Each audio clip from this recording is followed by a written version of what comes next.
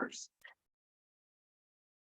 Okay, just wanted to start by saying welcome. I'm glad that you were able to come today, and I hope I can help shed a little bit more light on how these co-ops work.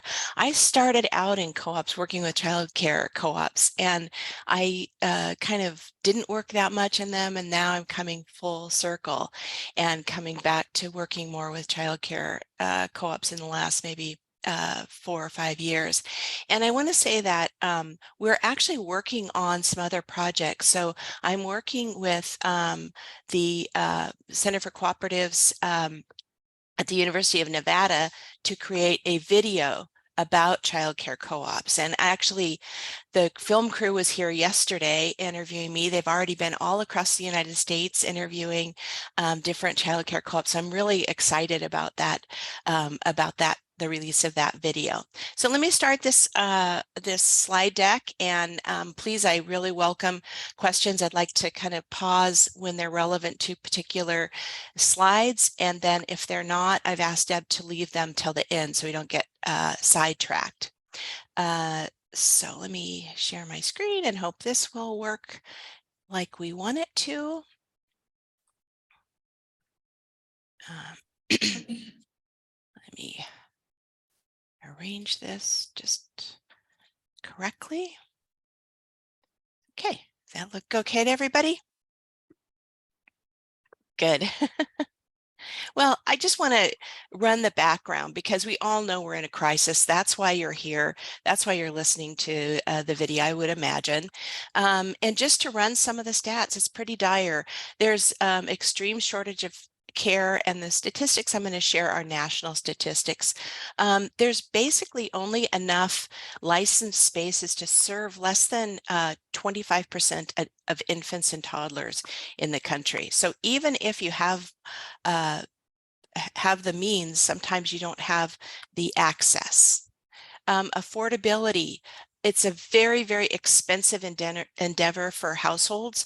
Childcare is one of the highest expenses. It comes many times right after a house payment. I tell you what. And so we're seeing an average of almost 18%, and that has a pretty big range to it. Actually, the median range, this is the median range for states, it runs from 10% to 34%, so it's really, really high. The cost also varies a lot by region, so it tends to be a little bit less expensive, not always, but for the most part in more rural areas. But here's the range for infants. And again, these are medians by region, and mostly this is by size of county. For infants, parents are paying for each infant between $8,300 and $17,170 a year for childcare. For toddlers, the median runs from about $7,529 to $3,500, and then for preschoolers, it runs from $6,949 to $12,307. Now, just imagine that many parents have more than one child, so we're doubling that amount if you have more than one child. As you can see, many times this is rivaling with expenses for college that people are paying later on for expenses for college. And then we think about it, income does matter in the type of childcare that you can access. There are very good subsidies and the distribution system for those subsidies is really good. Unfortunately, there's a deficit of those subsidies. So we're and it's not an entitlement. So you can qualify, but there won't be enough money, so you're not awarded that money to help you. So nationally, only about 13% of eligible households receive subsidies. You think about that, that's a pretty low number. So many parents are kind of left out in the lurch here. Hey, Kim, quick question. On the toddlers, I think you meant to say 75.29 to 13.5. Oh, yes, I did. Okay. Thank you very much. Bad typo. Sorry, I've got a tissue here.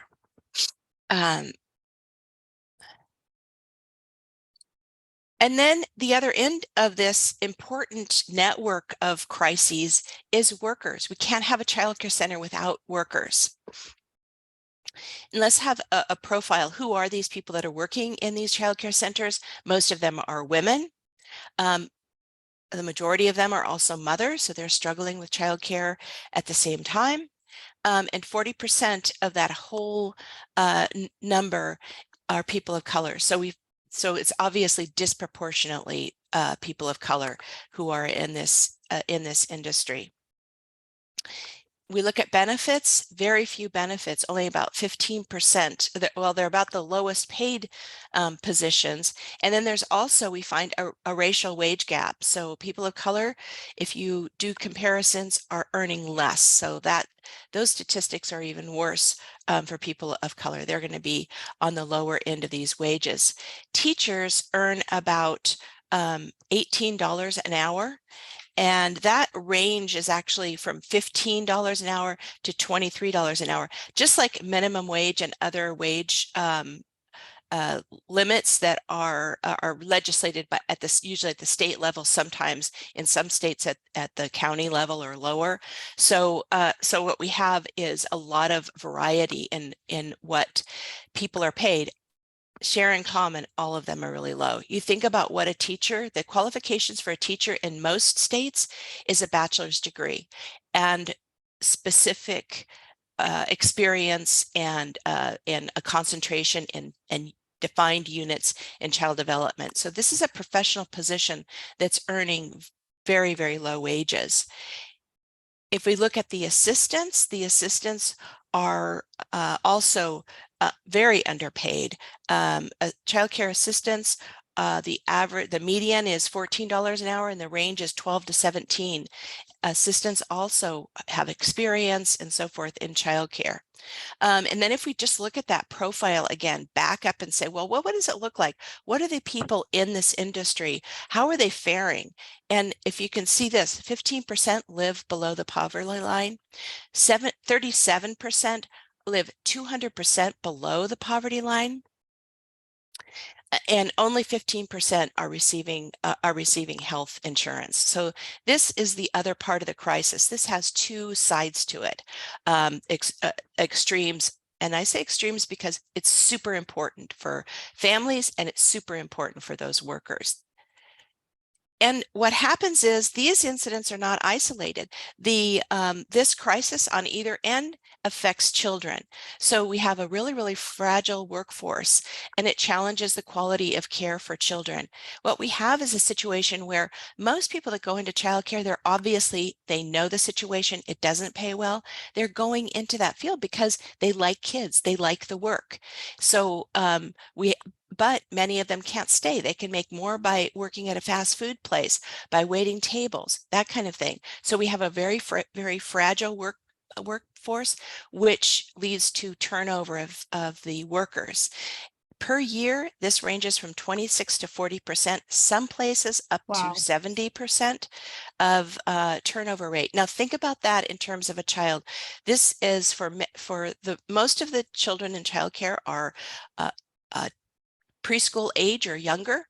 And you think about that, they're not having the same caregiver at the end of the year that they had at the beginning. Many times that caregiver is turning over many, many times. So this crisis is something that both parents, families, and workers share and experience the impact of.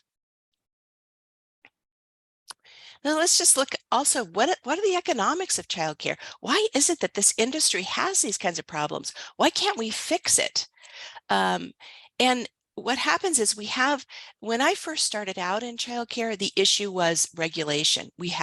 Some states had no regulation, and so we actually had a proliferation in some ways of childcare centers in the marketplace because they could, have a lot of children per adult. That's the best way to save money, is just have one adult with as many kids as you can. And then that solves the problem, right? Because you lower your costs, you can still pay childcare workers low. And so, but the most significant factor is that is regulated is child to adult ratio, because we know how important that is. Anyone that's been around a toddler, an infant, or a preschooler, you know that you can't have 20 kids per adult. You need a ratio that's much more reasonable and takes account of the needs of the age of each group. So you have this economic balancing act in the economics of childcare, where there's a limit to what parents can pay. Parents can't pay enough to pay teachers well and what they should be paid. And so really the costs are typically controlled by underpaying the childcare workers. That's basically what is happening. Is the brunt of this crisis is being partially carried by parents, but it's mostly on the backs of childcare workers.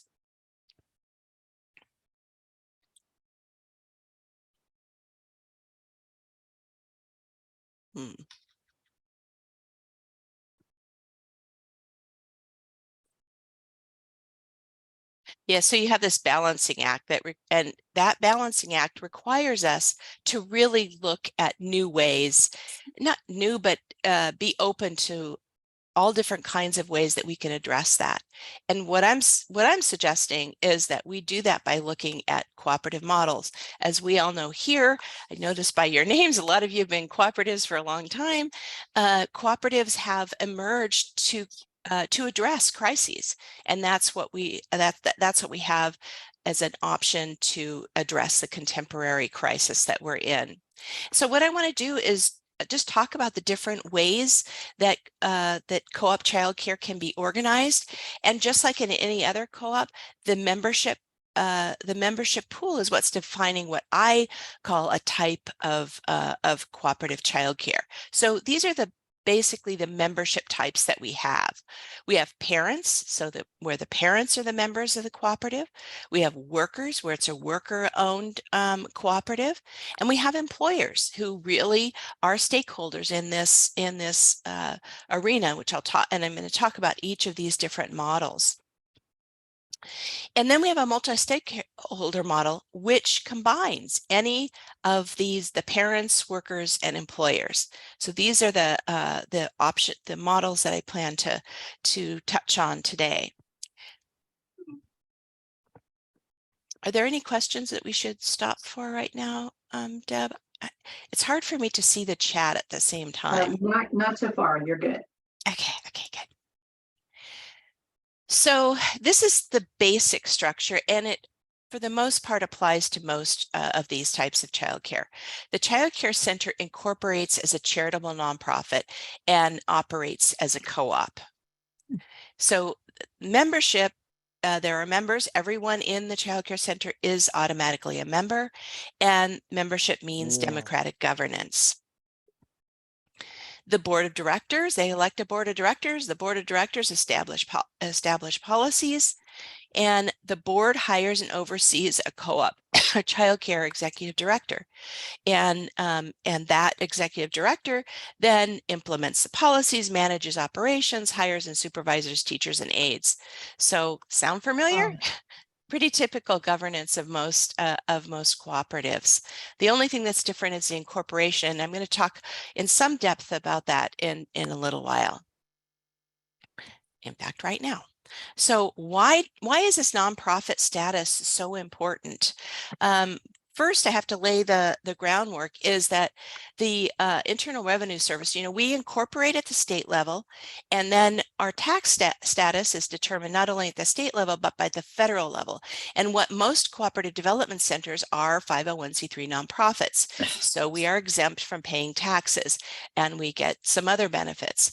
The IRS has a special section that defines childcare as education, and so it's a relatively painless way to get exempt status. It's not as big of a loop as some other models that may be challenged, such as housing co-ops and so forth.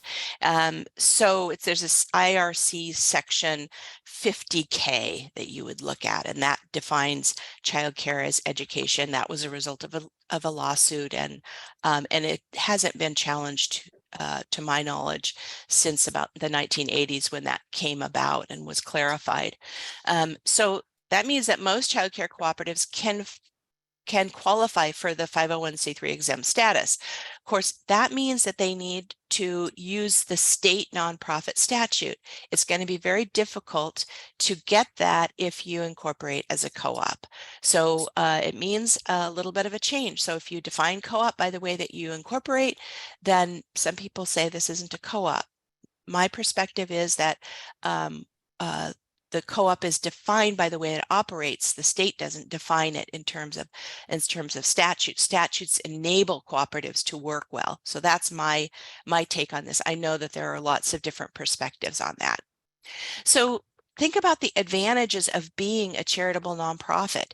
You have the tax exempt status, and we already know every single penny counts in this arena. We need to be able to save money to put it toward the program. And also it makes them eligible for grants, eligible for low interest loans, those kinds of things, and eligible for tax deductible donations. So there are lots of advantages that come along with that status that to me make it a pretty persuasive reason to make this compromise. The members still govern the cooperative democratically. Members receive their service at cost, which is what cooperatives do. You cannot have patronage in this kind of cooperative, but no childcare cooperatives except worker cooperatives, and I'll talk about those in a little while, have patronage anyway. They fold any kinds of savings into either making improving the quality of the childcare center, by paying teachers more, or they lower the costs for the parents. That's the way that it works in a childcare center. So you cannot have, in this instance, in order to qualify for this status, you cannot have a majority of people that have a financial interest. So you couldn't have more than 50% of people that, for instance, would get patronage or get a cut of whatever the profits are in the cooperative. So then, why a child care cooperative? Again, we're looking back to the basics and the fundamentals of cooperatives, that you create a program that best fits the needs of members. And again, those members can be the employers, the parents, the child care workers. And what we want to do, and those can really change. Some groups want a curriculum that's Montessori. You got it, Montessori. Some groups want a program that's going to start very, very early in the morning, maybe close really, really late, have some combination of that. You got it. Those kinds of decisions are being made by those members. You also, cooperative is very, very good at reducing the cost while maintaining the quality of care. Again, we can't forget that at the core of this are children that we all care about. Parents care about them, child care workers care about them. Most people care about children and how they'll turn out. So if we look at what, there's lots of research on how we define quality of care, and most of a lot of the quality characteristics are now covered very well in regulations. In some cases, some people might even argue too well, because in some states the ratios are very, very strict, and it makes it more difficult. That's not the way it used to be. It used to be really, really rallying and advocating for better ratios. That is the number of adults per child. But most of the quality characteristics, beyond just a safe environment where you don't have knives laying out and that kind of thing, have to do with the caregiver, the attributes of the caregiver. And again, these are regulated in most states, and that has to do with their education, their experience, their credentials, the way that they interact with kids. Again, that ratio, and a developmentally appropriate curriculum and ways of running the program. You want also stable, reliable care for parents. And this is something that is why sometimes center care is a little bit more stable and reliable. Family home daycare, we're not covering that today. There are models for family home daycare. I'm just looking at center care. Family home daycare sometimes can be more fragile because if the caregiver is sick or their child is sick, they may have to close the program, and that causes a lot of issues for families who are working. And I want to say there are a lot of, I had my kids at some points in family home daycare, and it was awesome. It's great. But we do know that probably if you're looking at stability, childcare centers are a little bit better able to provide that. And we want programs that are good for kids. So all of these things intertwine into why a childcare co-op is a good deal and a good reason to look at it very, very closely, because everyone is looking after the children, right? The parents want what's best for their kids. The caregiver wants what's best for kids. It's a program that all these things together make it a really, really ideal model for providing childcare. So let's look a little bit at the parent model. This is definitely the most common cooperative childcare model. It's the one that goes back in history the furthest, actually dates back to the early 1920s. And if you can rack your brain around the history at that time, there's a lot of things happening around the turn of the century, especially having to do with children.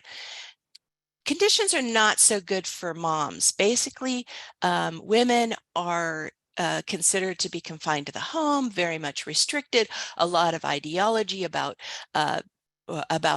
women and what they can't do, a lot of the ideas about women not being able to, function very well because they have menstrual cycles and those kinds of things that make them into demons once a month and make them poisonous. I mean, there are a lot of these. This is an era in terms of women where there's a lot of discrimination in the workplace. And so, ideas about the capacity of women to even be in the workplace. It's also a time when we are recognizing that the importance of early childhood.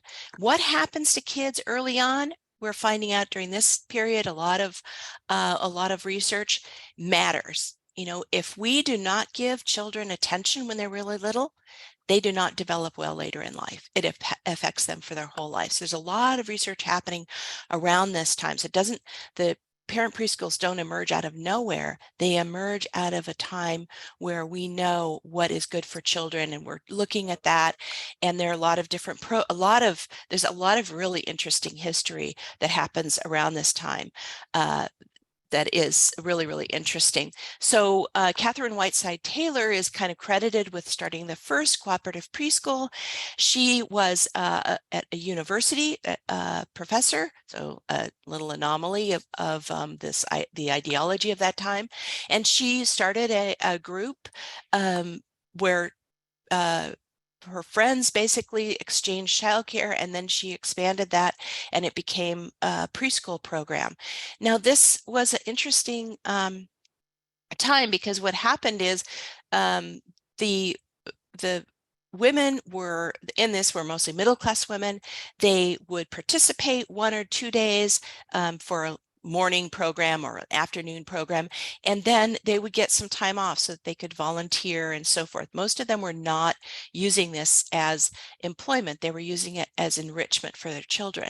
So the members during that time were also on the board of directors and so forth. And what you find over the years is this was a socially accepted way for women to be leaders, and they really were empowered by that leadership in the preschools.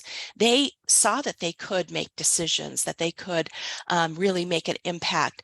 They volunteered then when they went into elementary schools, and this is true to this day to parent co-ops.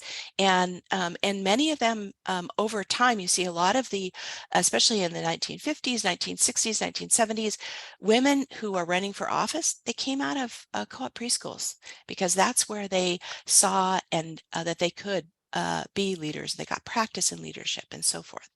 So in this parent model, the members are parents who democratically govern the center, and then they hire the child care director to lead the center and oversee staff.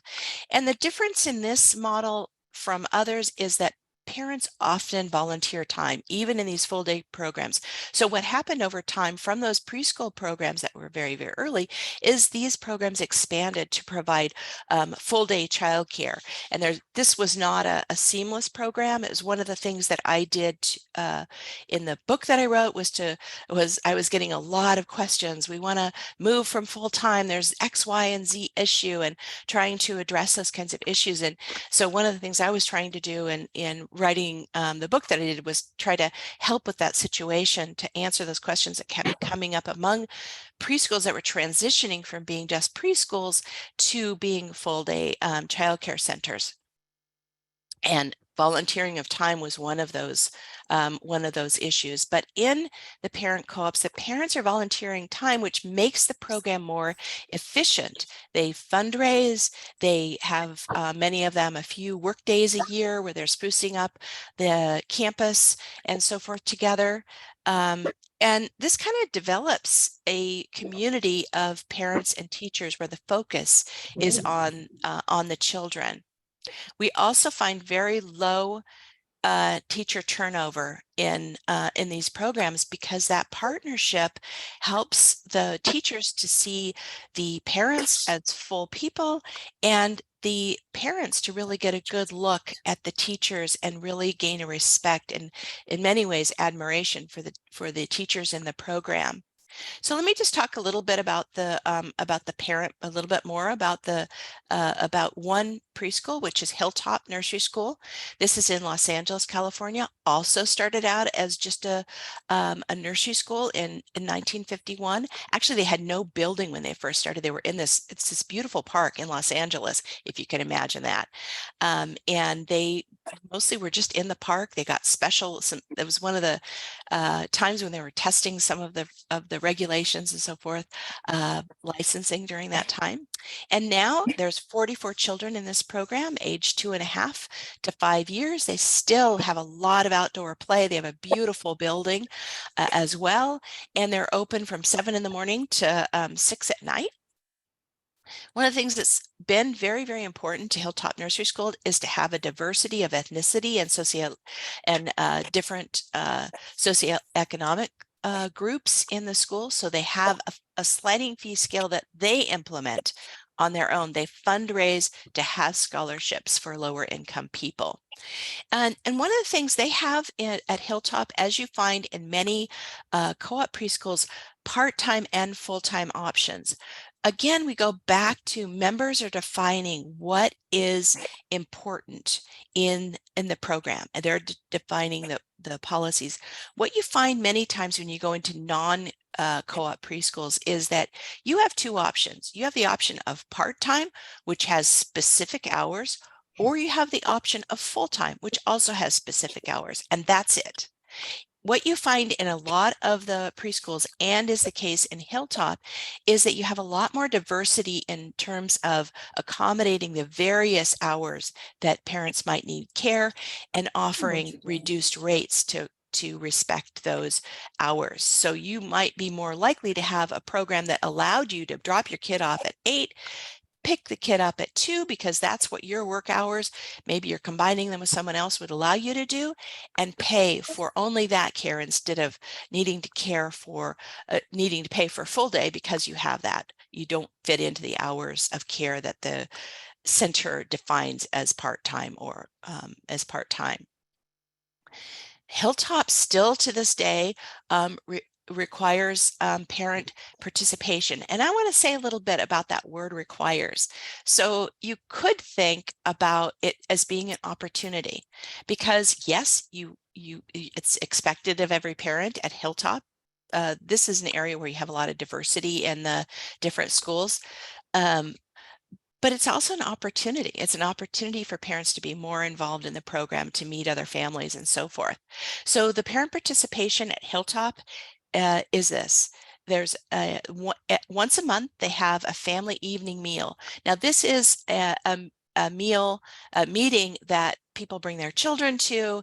It is something that for part of the meeting, the kids are cared for, and the parents are getting together just to talk about what's happening, but also to create that community. So they're trying to stimulate that creation of community by having these monthly meetings.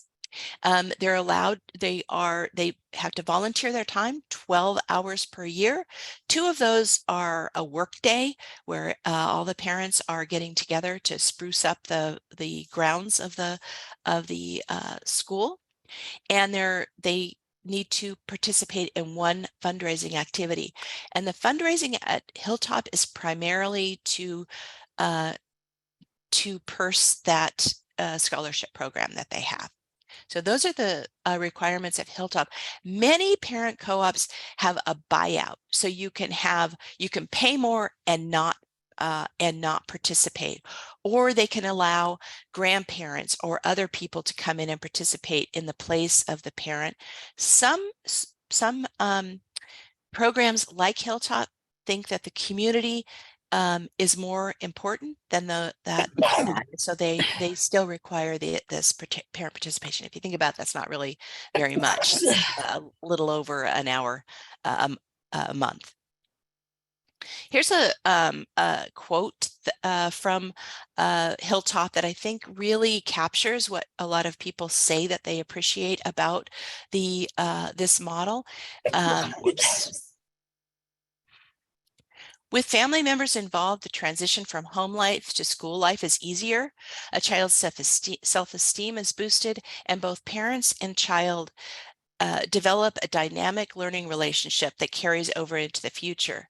And that's really what we find in a lot of the research. When this is an old book now that I wrote, I think is published in 2003. And I did a lot of research, secondary research, and I also did surveying of schools. And in the book, I tried to, it's not a page turner because it's trying to do a lot of different things. So it's kind of divided into sections. And what I really wanted to do was to help preschools have some research to draw on to say, this is why this program is good. So I have a chapter that has a lot of documentation about research that shows the positive outcomes for children. And they're linked to parent involvement. Not all of them are directly to do with co-ops, but they have to do with the importance of that involvement in a school environment. What you have, parent involvement is linked to a lot of really positive things. This has been challenged and reinforced in many studies. And when we control for social class, parent involvement is linked to a lot better outcomes, including reduced rate of pregnancy, more likely to go to college, less likely to be involved in the juvenile justice system. So all these kinds of things that are that the research can say this is a good thing. Parents learn to be better parents from caregiving modeling.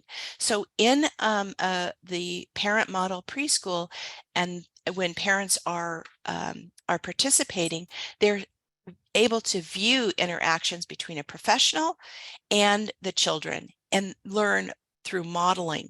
And we know that that kind of learning is really, really a better way of learning than book learning and taking tests and so forth. It creates and stimulates this positive relationship between caregivers and parents. There's a rapport there that you don't have, often is more difficult in traditional centers. The other thing that you really find is that families form these lasting bonds with other children, with other families. What I found in interviews is that parents are saying, oh gosh, my kids are in high school and they're still friends, or maybe my kids aren't friends anymore, but I still communicate with the parents that I met in other parent preschool parents. So anyway, that tends to be a lasting bond. The other thing that I did in my survey was I asked about turnover rates. And what I found was astonishingly low turnover rate. It was less than 5% when I did the survey. Of course, this is dated, but I really believe that we would find that again if we redid this survey today. The reason is because we have that recognition of value. You know, teachers get validation for their for what they're doing on a daily basis from parents, because parents are more likely to value them and see what they're doing. They also pay a little better. Not great, it doesn't solve the problem, but we find that those kinds of things, the work environment is very, very important, and we find that translates into lowering that that turnover rate. So let's look. Okay, so parents are stakeholders. Employers are also stakeholders in the childcare crisis. Childcare challenges contribute to worker shortages. Employers need to be able to recruit, and especially in some industries, if there isn't childcare, it's very, very hard to recruit workers. And we know that there are lots of benefits also supported by the research of employer-supported childcare, and that means employers being involved, not I am sorry, I employers. just saw this. I am on an early childhood education If everyone could mute, webinar. that would be great. I thought Matt Long was supposed to be coming to this one. Deb, are you able to mute other people? Let's see if I can. There we go. So, you know, the benefits of employers being involved in childcare, supporting it, have a lot of employer benefits that also benefit the parents. Just recruitment, retention. So it's a recruitment tool. Families need that. They need reliable care. They need good quality care. They look at that, particularly when they're going to work. If they need to move to a job, if I'm in the medical industry, this is really important, other industries. And we need to keep parents. If they don't have reliable childcare, if it's a hassle, then parents are going to go someplace else. So retaining workers is another one. Absenteeism is a huge factor when you don't have reliable childcare. You know, if your childcare center is closed for the day, guess what? You can't go to work. Or if your employer is nice enough, you can bring your child to work, which some coworkers might not think is all that great. It's not just employers that are affected by this. Parents are too. They don't want to miss work. And it boosts company loyalty. You know, you do nice things for your employees, they appreciate it. It increases job satisfaction and increases productivity. If you don't have to worry about your child and what kind of situation they're in, it brings a lot of peace of mind to parents that translates into productivity in the workplace. So let's look at how this employer childcare works. And if there are questions in the chat, just Deb, I'm not able to see the chat easily, so it covers what I can see. Yeah, we're good so far. Okay, so in this model, the members are the employers, and sometimes this can overlap, and often does overlap with the parent model. It's a strategy for employers who are otherwise unable to offer the benefit. So here's a situation where 3 or more employers are getting together, and they are the members of the child care center, and they can't offer it on their own. They don't have the population to support, or they don't have the population of that particular age group that has children in order to support it. So it allows, or maybe it's a big enough employer, but they really just want to try it out, or they want to not take the risk, so they want to join in with other employers. And it allows employers to share the risks and the benefits of employer-assisted childcare. I want to say this is not a benefit that is free for employees. I actually don't know of any. I hope there are some that offer it for free, but it's too expensive for employers to offer free childcare. So what they usually do is they combine their efforts to reduce the costs for parents, or increase the wages that they can offer to the employees. They can do things like offer a site. And this is one that's kind of interesting. So you think about these employers that are getting together, how do you make it equal? What employers are contributing? Like, okay, one employer has a place on site. They can offer rent-free a facility for the program, they're giving a lot more, right? Well, they're also getting a lot more because if it's an on-site program, that employer that's offering the rent-free facility also has the advantage of the near-site childcare, which is more of a recruitment tool. So, so that's an issue that isn't that big actually with employers for that reason. The utilities can just be wrapped in to that site. The employers can offer bookkeeping services, admin, those kinds of things to support answering telephones, conveying messages, those kinds of things that are very, very valuable to the child care center.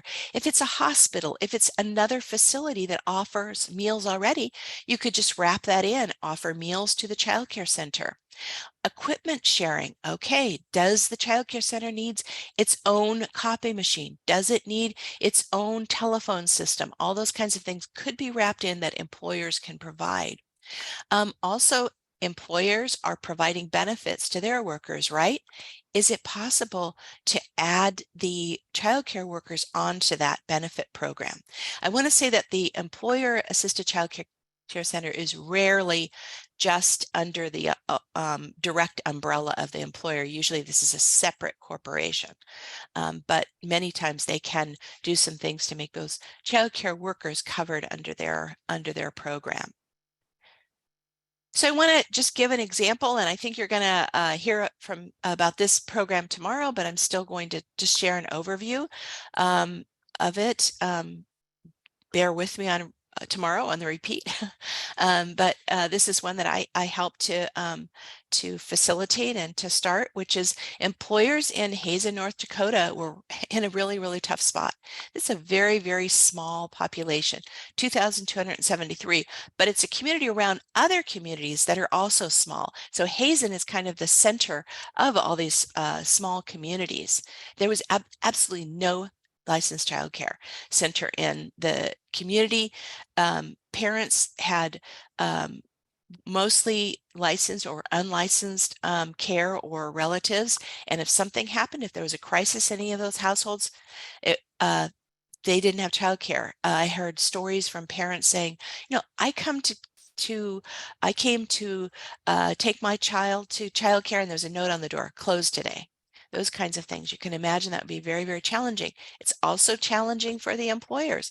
That unreliable care impacted both the employees and the employers. Those issues of recruitment, retention, absenteeism were very, very much at play in Hazen. So these 8 employers got together and decided, gosh, we share this problem. What can we do about it?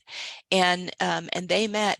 I want to say that it's very difficult sometimes for employers to cooperate together on anything, especially if they're rivals, like in the medical industry.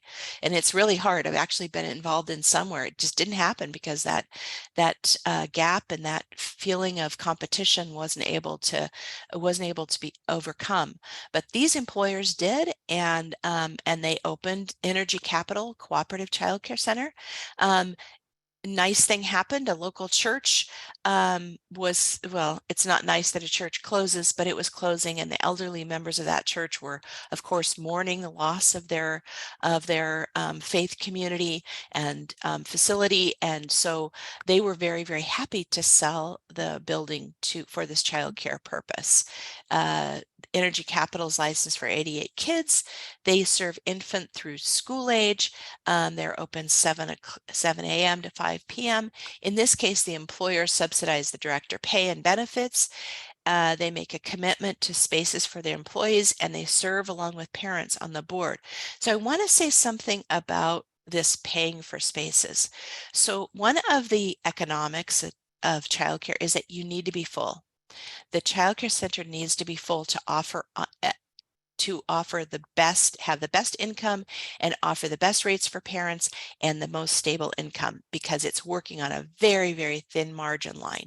And so I always encourage employers, do not make it just for your employees. Open this up to the community, because you need to be full. And if you don't have employees to go in at that time, you need to be able to fill that. Or you need to pay for them. And so that's the way they set this up. So the employer said, okay, I'm going to make an obligation to pay for X number of spaces. So if I have an employee that leaves and opens up a space, I'll pay for it. The employers also have the opportunity to say, I'm going to open it up to the community. I'm not going to use that space. So that's the way that works. And it's a functioning center. Now that's a newer center. Another established center is a little bit different. This is actually a federal employer.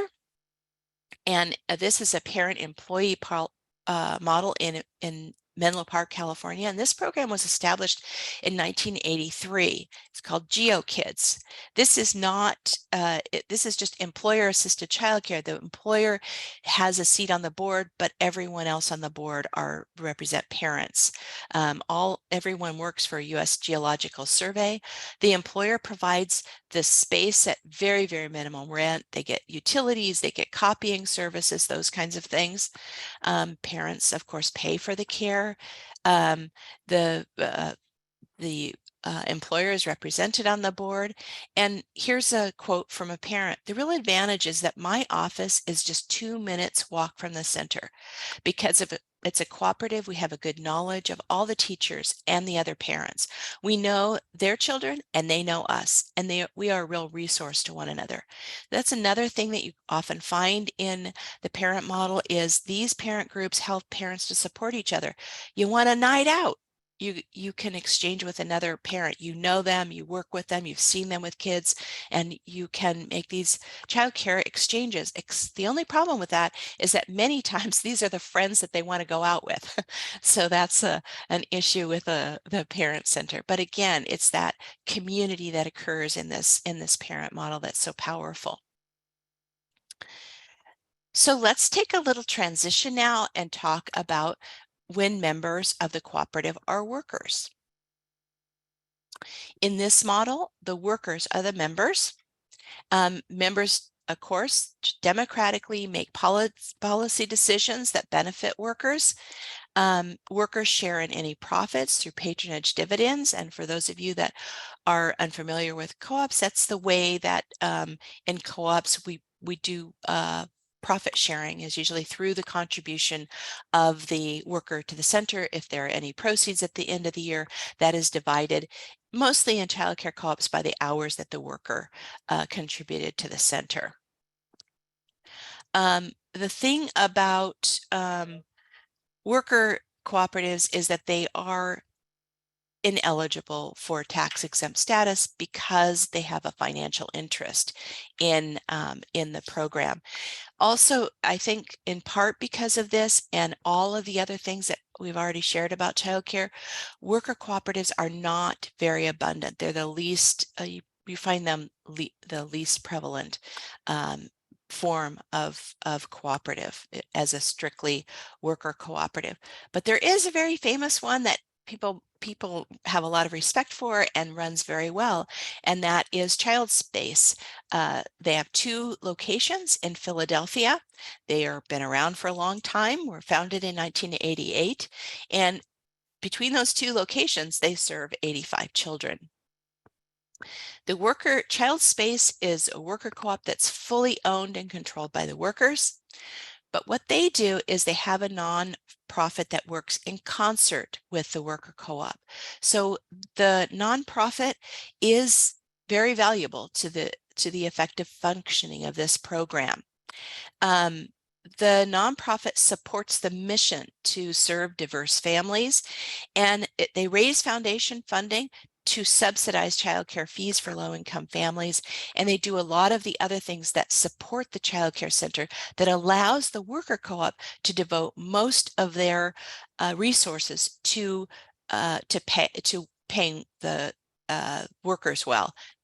Again, it's not a windfall of money. They actually have, I think last year I heard that they got a pretty good patronage dividend, but pretty good is pretty relative at the same time.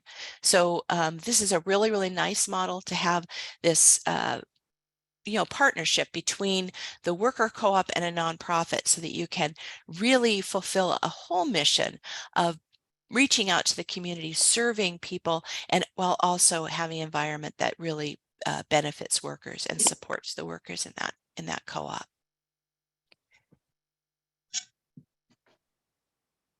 I want to spend a little bit of time talking about a multi-stakeholder model, which I think is the route that we should be going. Again, childcare is an industry where collaboration just benefits everyone. It works very well. The focus is all on the quality of care for children and on mutual respect. And respect includes paying and treating workers well. The collaboration increases the stakeholder investment by both parents and workers, and employers can also be in this multi-stakeholder model, and it addresses that crucial issue of turnover and treating workers fairly, not burdening all of the problems with the childcare crisis on the workers. And the nonprofit status, again, helps support that improved wages, improved efficiency, and so forth. So if you have a nonprofit, it can work when you have this multi-stakeholder model. So when you including those parents, teachers in the model, you increase the stakeholder engagement. It embraces that partnership that we talked about between the teachers, between all these different stakeholder groups, and it draws on that strength of the legacy of the parent co-ops, all those positive things that I shared. It is organized as a charitable nonprofit because more than half of the people are not interested parties. And if you think about it, the representation of workers is going to be, even if they are less than 50%, they are going to be overrepresented because there are fewer workers and more parents in the program. So I think it works really, really well to have that partnership. The focus then is on this synergy, which is nurturing children and addressing the pressing needs for childcare. I really hope we can see more of this particular model. And I want to share a program where this is working really, really well. The Children's Center of Stanford Community is here in California at the Stanford, as you may guess, at Stanford University, and it is a multi-stakeholder model. It actually was founded in 1969. It was founded by students who needed childcare to attend classes, and it was structured informally and then became more and more formal. Gradually you started seeing university faculty, university staff also using the center. It is now licensed for 210 children, and it cares for ages infants through 5 years of age. It is organized as a charitable nonprofit. 51% or more of the people are disinterested parties, of the members are disinterested parties. The board includes both parents and teachers, and they have a little bit larger board because they have the teacher of each classroom group is represented on the board. So they have one, it doesn't necessarily it's not necessarily a teacher, but one caregiver or admin for the childcare center is represented among the workers. And there are requirements of the Children's Center. They ask that parents contribute 4 hours toward the center per quarter. And this program has been so successful that the university said, we're going to build a larger facility. This is the center we really, really want to support. And they just finished this $15 million building so that they could increase the capacity to these 210 children. It's pretty amazing. So obviously Stanford, the employer in this case, is recognizing the importance. And now both students and staff have their children in this program. Kim, a quick question. who would be disinterested parties? Is this anyone except the teachers? Yeah, disinterested is anyone that doesn't have a financial interest. And again, financial interest is not considered services at cost. It would be getting patronage, getting paid, having your income generated by this program. And mostly, yeah, the people that work there. Okay, we're going on a good clip right here because I want to talk about, I want to transition from kind of describing the different models to how you organize a childcare co-op. You'll find some similar steps to other cooperatives. So you're going to start out with a steering committee. And when the steering committee, it's very, very important that this steering committee be committed, required to attend all the meetings, and that they be decision makers. And this is particularly important in the case of the employer model. Sometimes employers will want to say, I'm the manager, I'm way too busy. I want to send my admin assistant to the meetings. That's fine if you want to empower that admin assistant to make decisions, but it's not an effective steering committee if people have to say, oh, I have to go back and ask my boss how I can vote on this. So I think it's really, really important to require that when employers are involved, they're at the table and decision makers are at the table. It's really hard to communicate what happened at a meeting and have it come across in an efficient way to make decisions.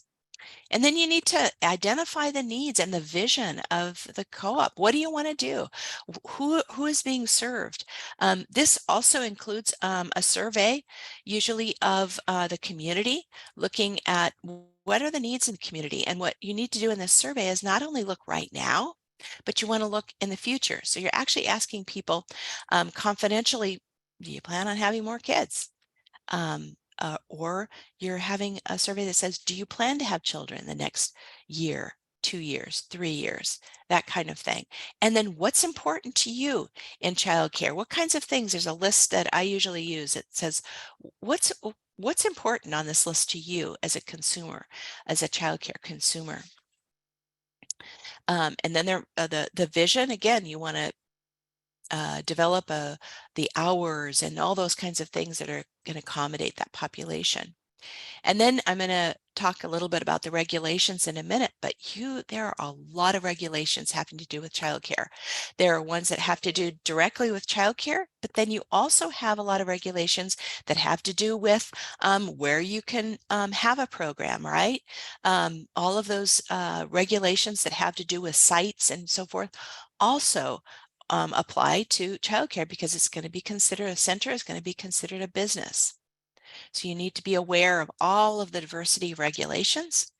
And then it's really important. You need to know, is this going to work financially? So you need to do a feasibility study. When you do that feasibility study, the information that you have from your vision, okay, let's say you identify, I'm really sorry, I don't know how to turn that noise off. You know that there's a high need for infant care, or there is some need for infant care. That's going to be the most expensive care, is providing child care for infants. So you're going to need to, that might be part of the vision. But then when you do the feasibility study, you might not see how you can support providing care for infants. So you need to make some tough choices after that feasibility study. And the feasibility study can actually be quite intricate because you have to run as efficiently as possible in a child care center. So that means you need to, a lot of times, be at ratio for the regulations of ratio. So you need to have, okay, this child care worker is going on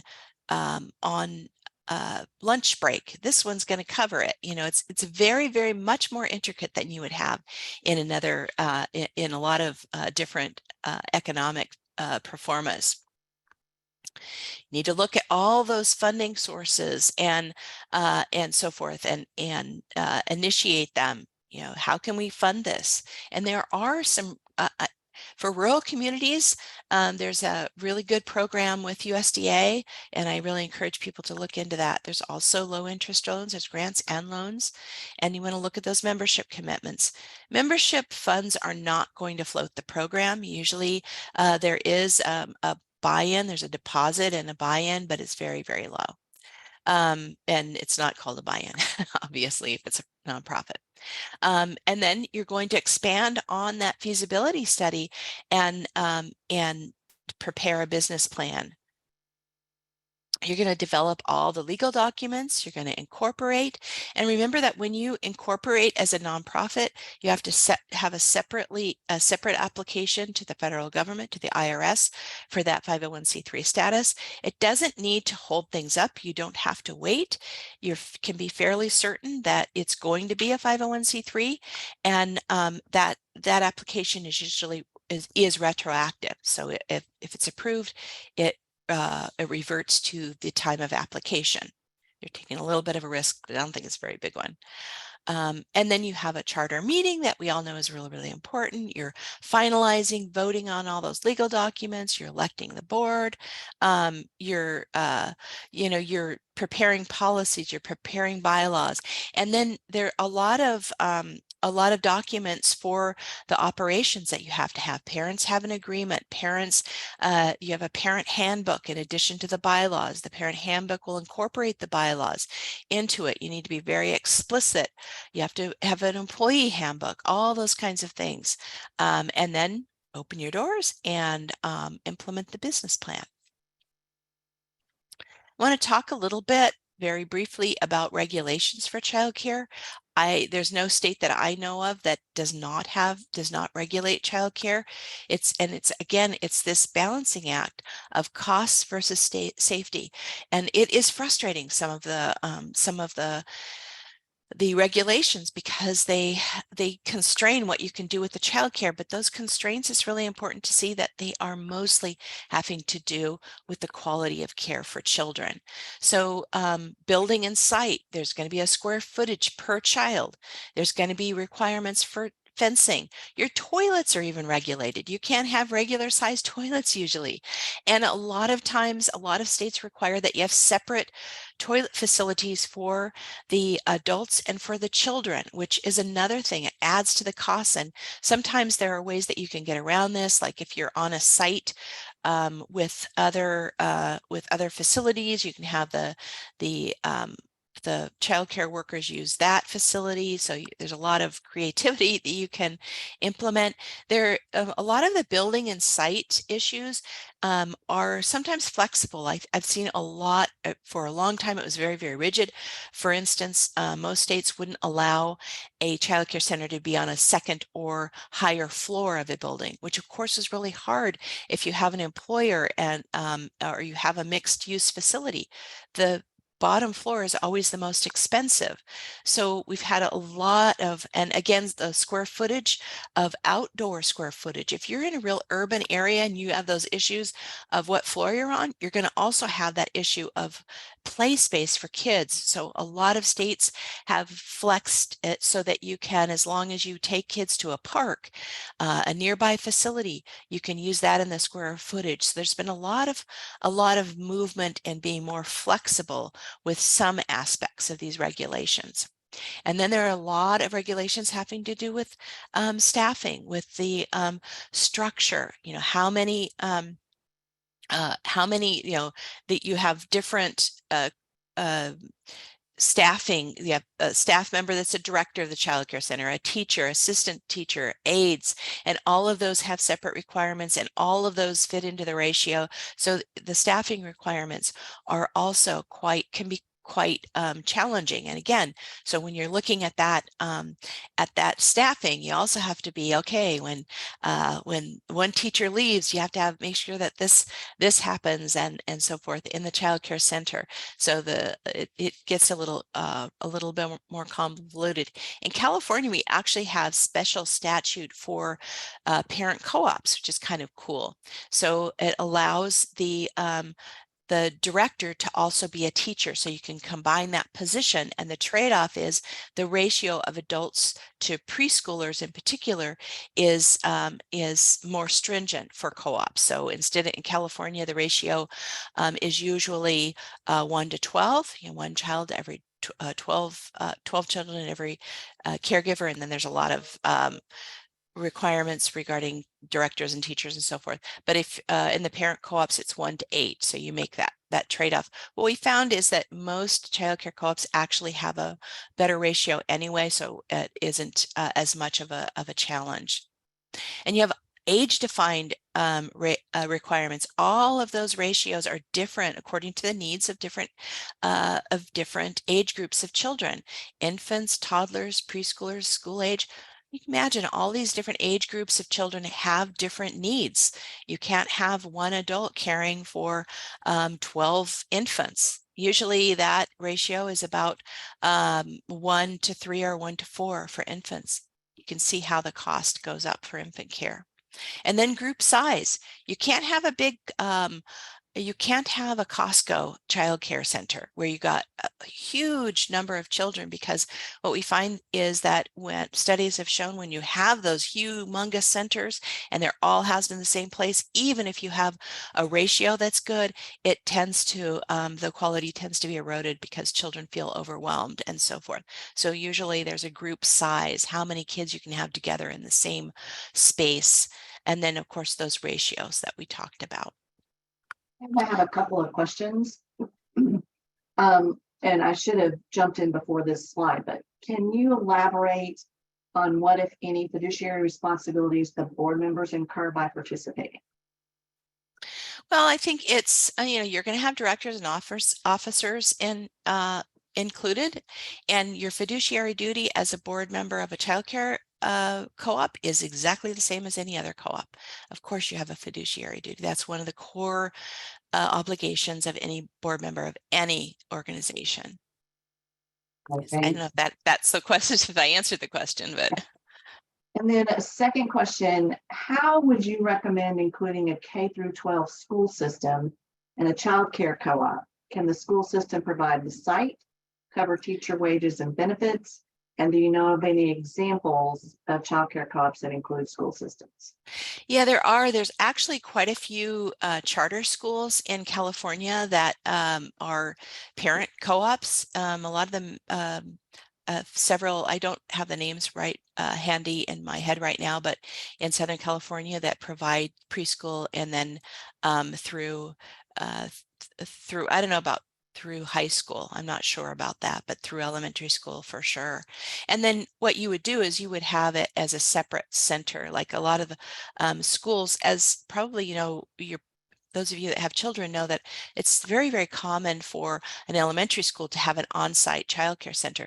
Many times those are kind of corporate centers or centers that are large and organized as nonprofits.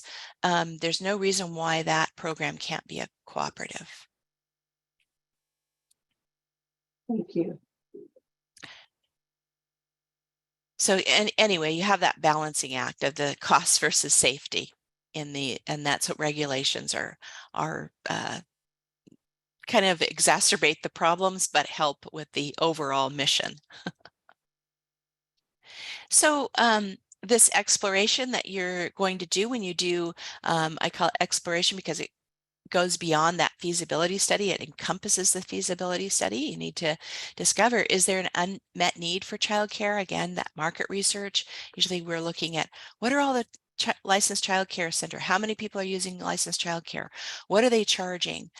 All those kinds of things are part of that survey that's done and the market research that is done and incorporated into the into a feasibility study when you get there. I mean, initially you're just looking at these basics, and then anytime you have steps to starting anything, they overlap. They're not like you finish this one, then you go to the next one. There's a lot of overlapping.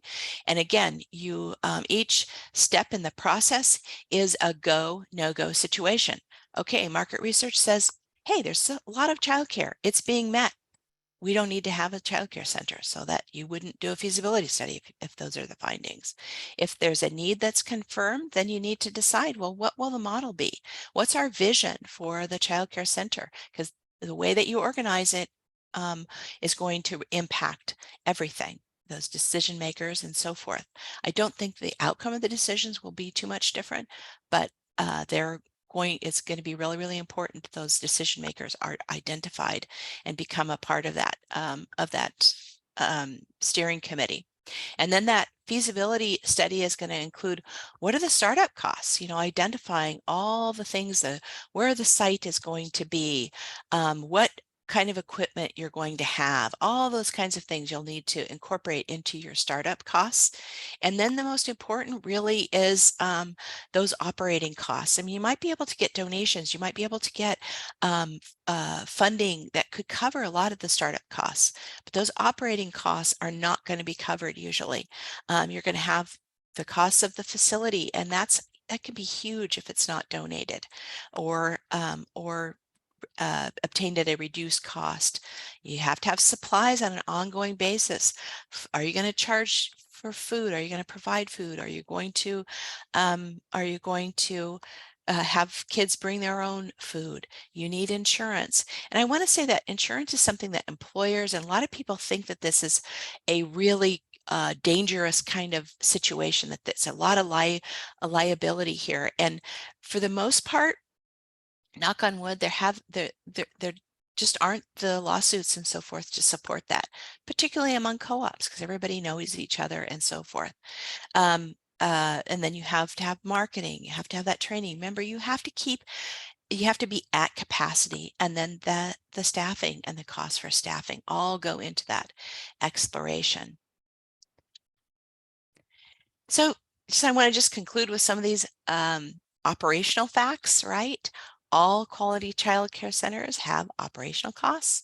For optimal efficiency, the childcare center has to operate at cost. You have to meet all those costs, and that means at capacity, because those unused and vacant slots are very, very costly. So I'm advocating and saying to enrich your program and to make it better overall, consider the multi-stakeholder model, because you can receive good things from each. Employers, you can get those operational efficiencies, you can that can help reduce the costs. Parents, there's commitment and fundraising and energy. And then you have the teachers, that stability, effectiveness. By combining all these, you get really, really a win-win for everyone. And when I conclude, I just want to point out that on our website, on the CCCD website, we have a lot of resources about childcare. My book is on the website. You can download for free.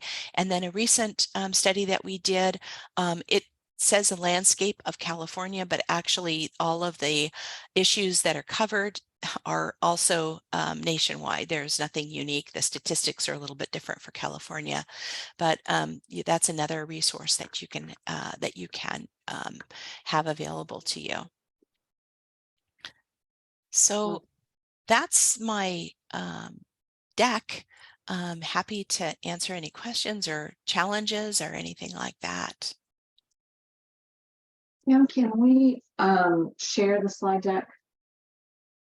Yeah, I'll share the PDF of a handout of them. Yeah, I'll send it out to the folks who registered. You'll get an email with the copy of the PDF version as well as the recording. Give me a little bit of time to clean up the recording, and then we'll send that out. So any last minute questions? We appreciate. Oh, Liliana, have a question? Yes, hi everyone. Thank you for this information. It's really important for us. We are Resplendor Co-op in Boston, Massachusetts.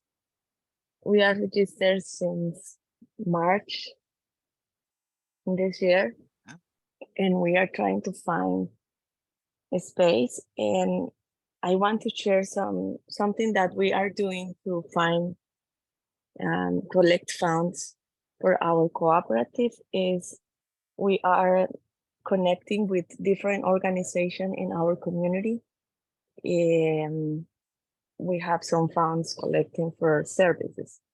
But I think this is good because in the community, they can know us, how we do that job, what is our mission.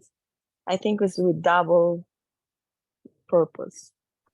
And this is one that I would want to share with the groups. we are 8 members of our cooperatives. And we are immigrants. We speak Spanish, the major part of the group. I speak a little English, but I think the cooperative movement needs more support for the government. In our case, we are knocking doors in the city of Boston, and they are looking our job. I think for the other groups, this is one idea that I can share with the groups. Thank you very much. Thank you. Any other questions or comments? Gonzalo? I would like to say thank you because it's very interesting for us. I'm from Rochester, New York, and we are like a really small community. And, you know, imagine like people clean houses, make $15 an hour. They work 2 or 3 days. Sometimes they don't have childcare, and sometimes it's the problem to go to work. So for me to learn about you guys is like amazing, and I would like to be in contact with you to learn more. And I think I like the idea to have a nonprofit and childcare, because we can get funding for different organizations. They can support the community basically, because most of the Latino community, other communities, the low income communities, they don't have these opportunities. And that's why sometimes the parents, the father, they need to work only, and mom, they need to stay home. But, you know, we need to be equal. And this is a very good example to do our community. And thank you so much. Oh, well, thank you. I am putting in the chat a link to Cooperation Works. That's our national co-op development center network. And you can find, if you go to that website, you can find co-op development centers located across the country. And there are definitely centers located in both Liliana and Gonzalo's areas. So please check that out to find the co-op development center nearest you. One more question, anybody? Jenny?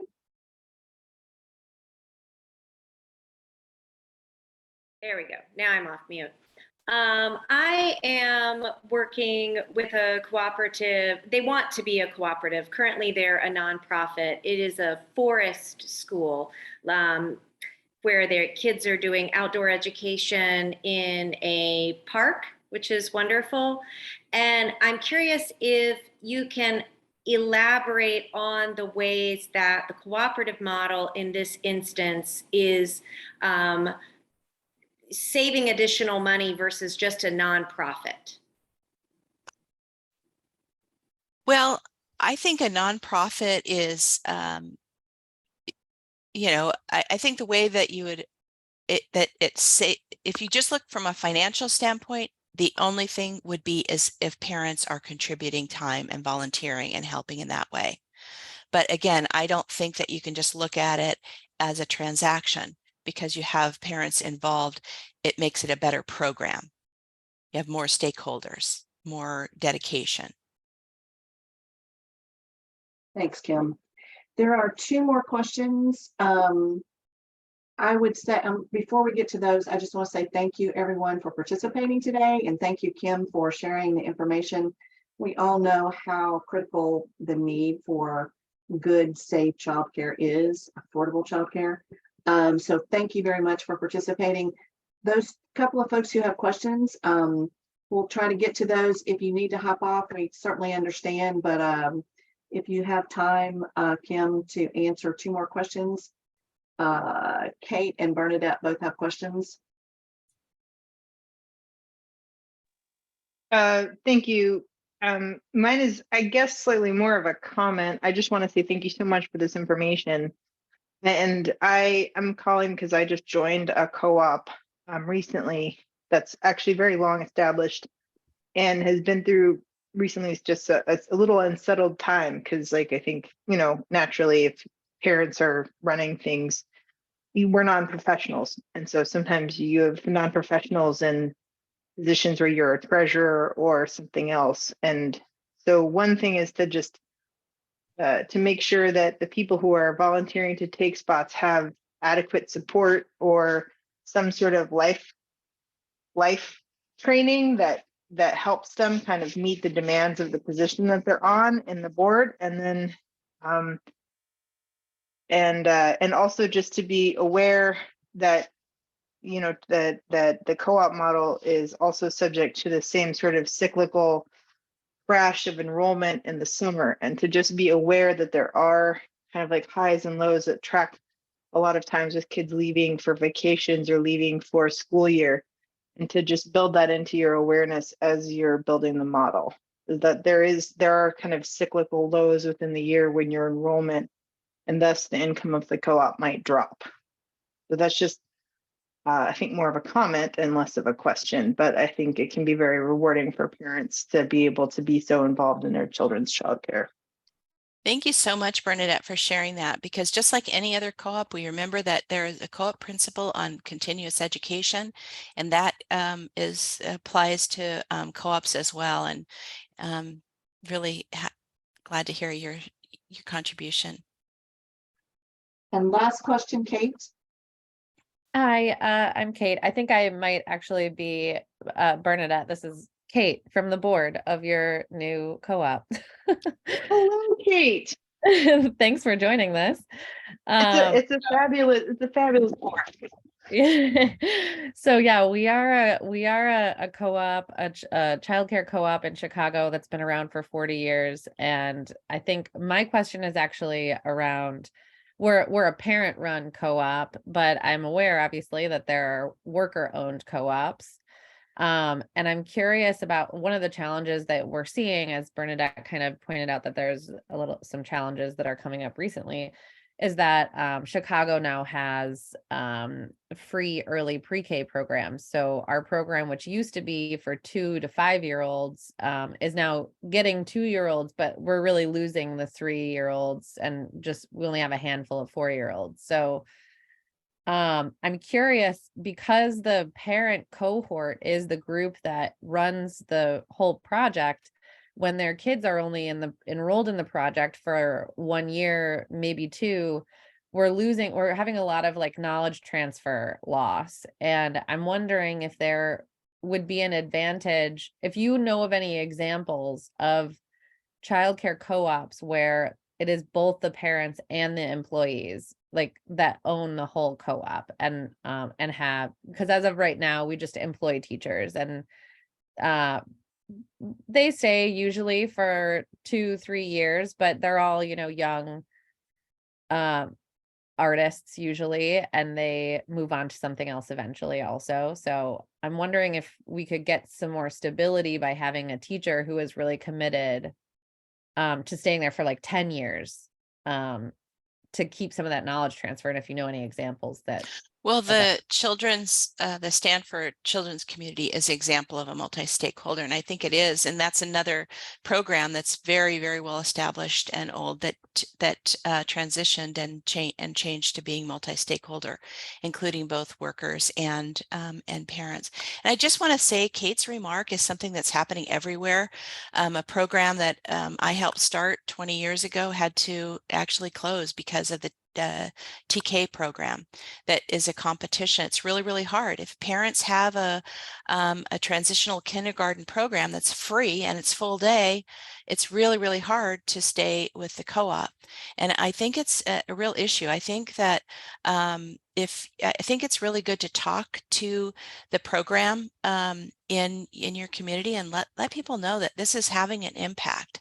And I really fear, because some of the research coming out of some of these TK programs is that they're not the best programs for that age of kid. They're not developmentally appropriate curriculum for kids, a lot of them.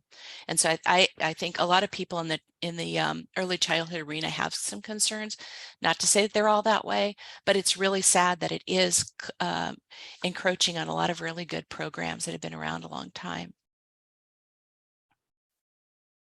Well, thanks again, Kim, for lending us your expertise. We really, really appreciate it. And thanks to all of you for participating Don't forget, if you're interested in hearing more about a couple of projects that are in the works or already operating, we'll be back tomorrow at noon Eastern. So thanks again and have a good afternoon. Yeah, thank you.